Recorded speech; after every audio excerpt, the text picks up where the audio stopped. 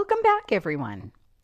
Last week, we watched DJ deliver a legendary mic-dropping verbal eviction notice to her ex-boss, Jonathan Anderson.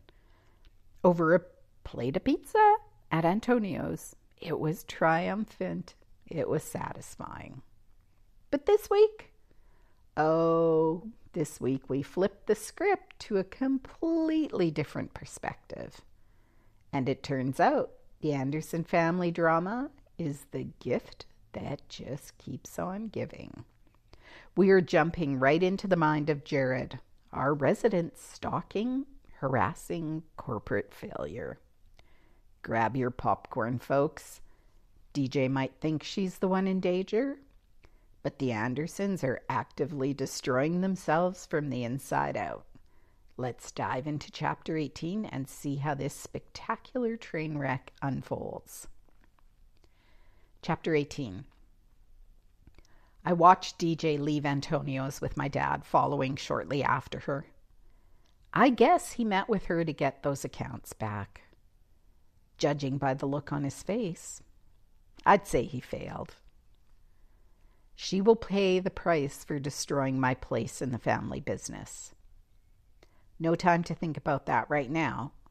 I have to get over to the family house to meet with my mom. I enter the house not knowing what to expect. She sounded odd when she called this morning. Apparently, my dad has not informed her of what happened the night before. Where the fuck was she that she needed to be filled in? Perhaps there is more to her story that I need to be filled in on. I walk through the house and find her in her bedroom. Dad and she have not shared a bedroom in the last 5 years. I have to ask myself, why would anybody choose to get married and live like this? She seems surprised to see me, and I see a tear rolling down her cheek.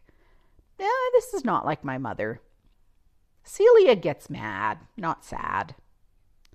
What the actual fuck is going on here? I look around her room and I notice that she has piles of clothes out of the drawers. Holy hell, is she moving out? Is the old man kicking her out just like he has kicked me out?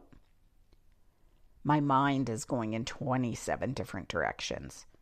I won't let my dad do this to us. If I need to change directions and get rid of him before DJ, that's what I'll do.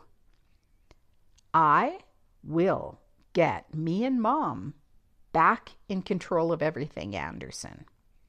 Actually, I will regain control, and she can come back as my helper. The plan is hatching out in my brain.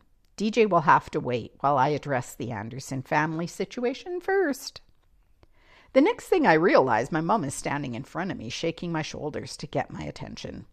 Apparently, I zoned out for a moment. Planning the demise of my father will have to be put on hold while I find out what's going on here and bring my mom up to date on what happened last night. The one thing I can truly count on is support from my mom. She is my strength and my biggest supporter in this life. Mom, what is going on? You're crying and packing. Did that asshole fire you too? Or kick you out of your home? I will kill him tonight. I won't allow him to treat you this way. Mom, you can't be sad. I will destroy him and we will be back in charge by the end of the week. Just hang on a few days and I will take care of this. Mom looks at me like I'm from another planet. Child, what are you talking about? You are not going to kill anyone, especially not your father. Where the hell were you last night? And why were you arrested and subsequently fired from your job? I need all the details and I want them now. We can talk about me later. I fill my mum in on the details from the previous night, but I hold back the actual plans that I have to make DJ suffer and what I will do with her body after she suffers sufficiently for what she's done. Mom needs some plausible deniability in case something goes wrong and I get caught. Although I don't plan to get caught, I realize after last night, anything can happen. Truth be told, I didn't plan on getting arrested last night either. Maybe I need to improve my planning before I act. I finished filling Mom in on the previous night's details, and I'm expecting some sympathy and commiseration from my biggest supporter. Well, holy hell, Mom unleashes a fury on me that I have never experienced. I can't believe that she is turning her sad to mad on me and not on my dad, who deserves it. Son, you are so totally out of line here, and the most bothersome part is that you don't show any regret or even acknowledgement of how bizarre your behavior last night was. Stalking, harassing, threatening, getting arrested? What were you thinking? Your dad and I can't continue to bail you out.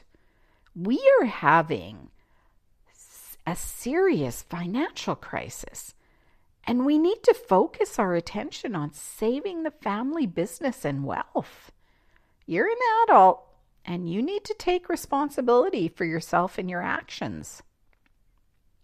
I look at her in disbelief. Why is she not on my side here? Going after DJ last night was Anderson family business. Why does she not see that? I'm at a loss for words. She is seriously taking the old man's side over mine. I shake my head to think straight. I need to take control of this situation. Mom, what the hell are you talking about? I'm not the problem here. Dad is. Why are you suddenly taking his side? Did you know that he fired me? Is that what a father does to his son? He let me sit in a jail cell all night and didn't bail me out until this morning. He also told me that I'm cut off, except for Grandpa's trust that I receive monthly. I can't possibly live off that pittance. Obviously, he is kicking you out too, or you wouldn't be packing and sitting here with tears on your cheeks. Son, you are reading the situation wrong. I'm not packing. Your father and I are going to work on our marriage and work together to save our business. I have realized that I don't want to live the way I have been living anymore. I once loved your father very much, and I want to work on getting our life back again. I am recommitting to the marriage and to your father. I would like you to take a close look at where life has taken you and redirect. You are not headed towards anything but heartache, loneliness, and a jail cell if you keep moving in this direction. Is this a joke? You are recommitting to Dad? Seriously? You didn't even sleep in your own bed last night. You have been sleeping with various men for the last 5 years, spending Dad's money like it grew on trees, living a life beyond separate from him, and you want to save your marriage now? Are you fucking delusional? Do you think he doesn't know where you go and what you do at night? He has had a PI follow you. He has pictures. Maybe you should figure out the combination to his wall safe like I have, so you can keep up to date on what your dear husband has been up to behind our backs. Are you taking your clothes out of the drawers because you're moving back into his bedroom? Wow. I think I understand where some of my delusion stems from. I have seen the photos. You might want to get yourself tested for STDs before you crawl back into his bed. Those photos clearly show that you weren't practicing safe sex. Have you never heard of condoms? Before I realize what's happening, my head snaps back. Son of a bitch, she hit me. hard. I grab her and I throw her into the wall. The look on her face is awesome. I feel adrenaline sparking in my veins. I grab her again and throw her on the bed and slap her across the face. Don't you ever fucking touch me again, mother, or I will end you.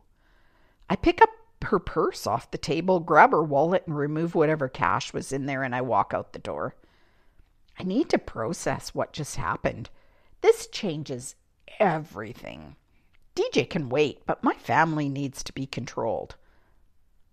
Wow, I can't believe how good I feel taking control back. I will never allow anyone to diminish my power again. Look out, Jonathan and Celia. You will rue this day and your decisions. And that, my friends, is how a classic Anderson family reunion wraps up.